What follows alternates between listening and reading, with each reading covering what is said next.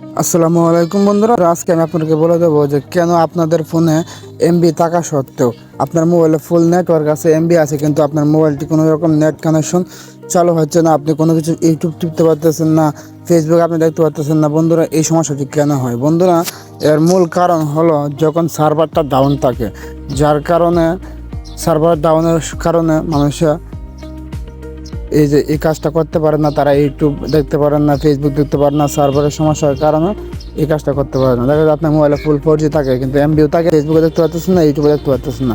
এইগুলো মূলত সার্ভারের সমস্যার কারণে হয়ে থাকে। সার্ভার মাঝে মাঝে ডাউন হয়ে যায়, যার কারণে সার্ভারের কাজ করে তারা কিছুক্ষণ সময়ের জন্য তারা এই নেটওয়ার্কটা বন্ধ করে রাখে।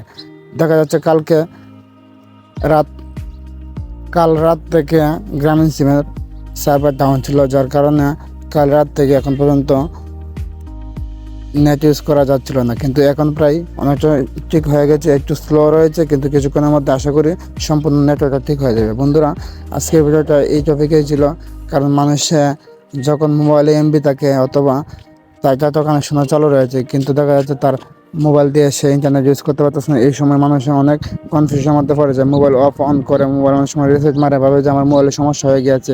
এরকম আপনারা কিছু করবেন না, আপনারা কিছুক্ষণ অপেক্ষা করবেন, দেখবেন তার মধ্যে সমস্যার সমাধান হয়ে যাবে। সব বন্ধুরা, আজকে ভিডিওটা এই পর্যন্ত। যদি ভিডিওটা ভালো লাগে থাকে তাহলে অবশ্যই ভিডিওর মাঝে একটি করে লাইক করে দেবেন।